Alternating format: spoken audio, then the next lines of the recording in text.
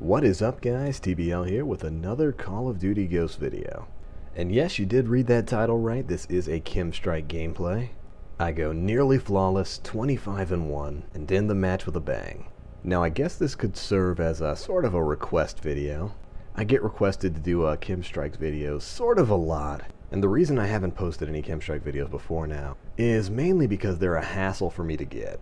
I've gotten Killstreaks before, but it's generally always when I'm not recording. Now, most of the time I'm running solo, so I don't always have a squad mate, a friend backing me up with constant satcoms and intel on enemy positions, or just generally watching my back, which I really wish I did sometimes. So getting Killstreaks can kinda be annoying, what with the insane spawn system this game has. Completely screwing over your Killstreak run streak by just spawning a random person behind you. I think I have a previous video, yeah, my marksman video, I was like at 18 kills, and then some low-level guy just spawned behind me and took me out. It's crazy like that in this game. And while Ghost is really super fun, I would say it's not as easy getting a Killstreak in this as it was getting like M.O.A.Bs in Modern Warfare 3 or Swarm, especially Swarms in Black Ops 2. It's not. Black Ops 2 killstreaks are like easy mode. In that game, it was more so just about setting up the right killstreaks. If you could get an Orbital VSAT, you could get any killstreak in the game. Orbital VSAT into Dogs or Warthog or Lodestar and then into Swarm, super easy. Alright, but there we go. That was my first and only death of this game, as I recall. But like I was saying, getting Swarms in Black Ops 2 or a M.O.A.B in Modern Warfare 3 all seem pretty easy compared to getting a Killstreak in Ghost. Maybe I'm just not used to, this game is still sort of new. I'm still not completely used to it. But I definitely feel like I have a harder time getting Killstreaks in this game than I did like even getting a nuke in Modern Warfare 2, which, oh man, getting a nuke in Modern Warfare 2, I remember the first time I got it. I felt so accomplished, and then like the next 5 matches I got nukes, and then I was like, oh, okay, so it's kind of like an entry drug. Once you do it once, it's super easy to do it again and again and again. Which, coincidentally, I would say, if you guys are trying to get Killstreaks and you haven't got one yet, don't feel bad at all. It is definitely difficult to get a 24 or 25 kill streak going in this game. Like I said earlier, what with crazy spawns, the insane amount of damage guns do in this game, I mean, most of the time it seems like you die in 2 hits from every single weapon. 1 hit from any of the sniper weapons. So definitely don't feel bad, just keep at it. I promise you, once you get one, it's like, it turns on the spigot and it makes it it seems like it's a lot easier to get a bunch more after you get one. And hold on, yep, okay, I thought I heard somebody sitting over here. Don't camp. But anyway, keep at it and let me know you guys' experience with getting Killstreaks in your favorite Killstreak run. If you've gotten one, if you haven't gotten one yet, keep at it and let me know in the comments below. Alright, but moving on to the match in general. This is a team deathmatch. I just decided to head to basic team deathmatch because I wasn't really feeling domination or any of the other objective modes right now. We are on the map Siege, which is kind of a more camp-heavy match. There's a lot of nooks and crannies for people to hide in, so I was super worried about running out to the open. Like, as you can see right there, I really didn't want to run out into any of the open areas because I was afraid there would be somebody sitting around a corner just waiting for me to walk past them. Like, right there. The only reason I caught that guy is because I had my headphones in at the time, and I heard him drop from the upper window, so I immediately spun around and was like, nah, not today, son.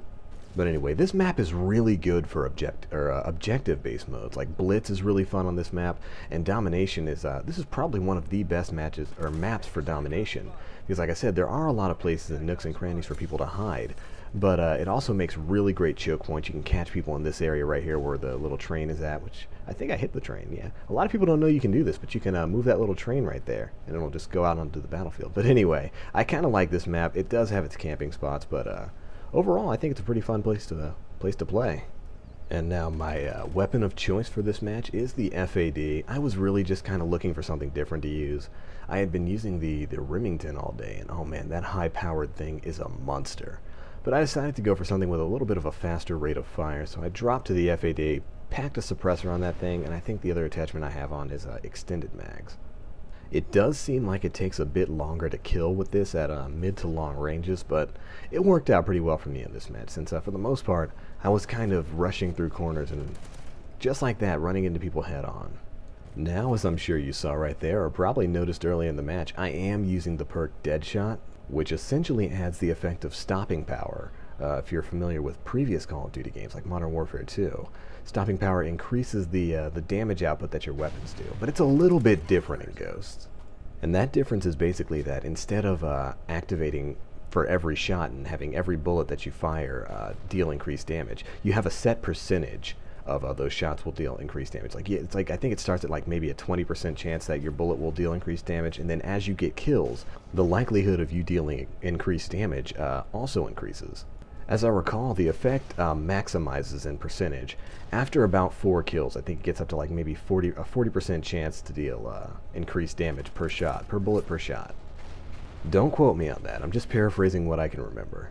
Anyway, it is the final perk you unlock by leveling up, or you can spend 15 squad points to unlock it.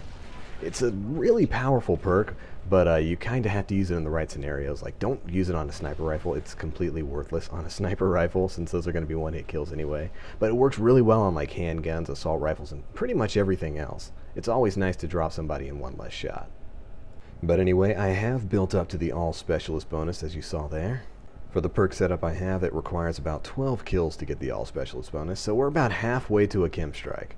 Now, in addition to Deadshot, the only native perks I have equipped are Agility and Marathon, so that I can move around the battlefield pretty quickly. Oh, and I also have Hardline, so that I can build my kill streaks faster. For my kill streak rewards, I start off with off the grid, so that I can make sure that I'm not on enemy intel, you know. I definitely don't want to be, above all else, I don't want people spawning behind me, but beyond that, I don't want people seeing me on the radar when I'm trying to sneak around and flank them.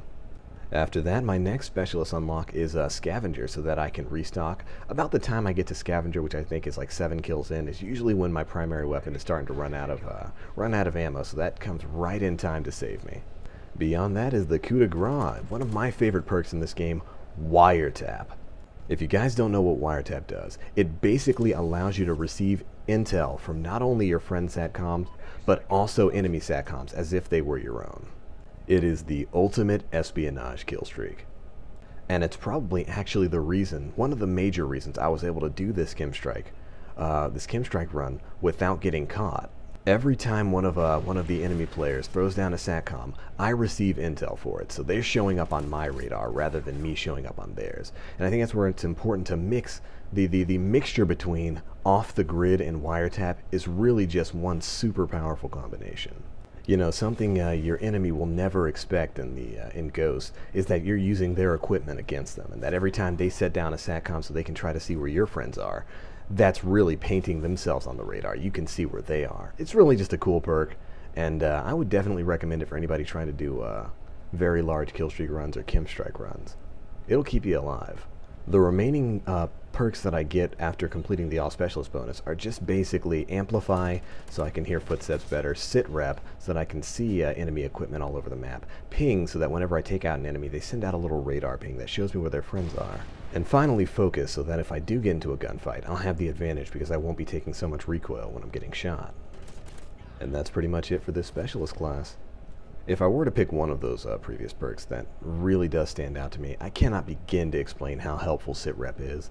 With the prevalence of IEDs, and I've complained about this before, IEDs are super overpowered in my opinion. I mean, you just don't have enough time to escape them. Once you hear that beep, it's pretty much over for you unless you're pretty far back and you have a chance to completely stop your forward momentum. But very often you're just going to run into a room, hear that beep, and think, well, there goes my streak.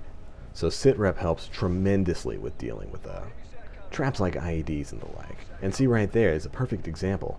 I know somebody's down there in that corner because that SATCOM just appeared out of nowhere to me. It's a big red beacon.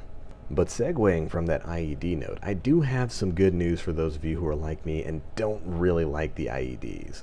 Word has reached me that the Wii U will be getting the same patch update that the PS3 and Xbox 360 version and PS4 version have gotten. Whoa, okay, that was a little bit of luck there, but hey, it works.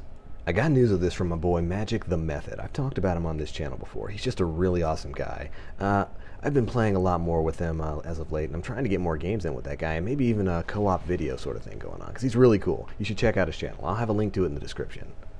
But he recently uploaded a video explaining basically the basic patch notes for what we're going to be getting. What's going to be changed, what's going to be added, what's going to be taken away. And one of the things he made note of was IEDs are going to be getting a nerf. From what I recall, nerf damage radius, you can now avoid them if they're above you by going prone or crouching. You can now jump over them.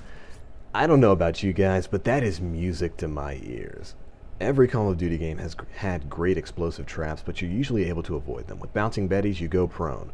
With Claymores, you hopefully try to outrun it, back up, or move around a corner before it goes off.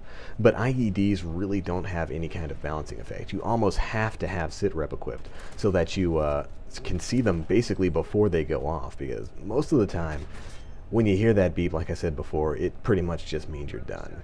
Very few times have I been able to, even with marathon and agility, very few times have I been able to get away from them. So that's pretty cool. Hopefully we'll be getting that patch soon. Anyway, I think this is pretty much where I get the chem strike right there. Boom, 24-point streak, and we're calling that bad boy in, and we are going to do the shaky spin knife dance of joy. That's kind of necessary whenever you get a chem strike or a M.O.A.B or a nuke.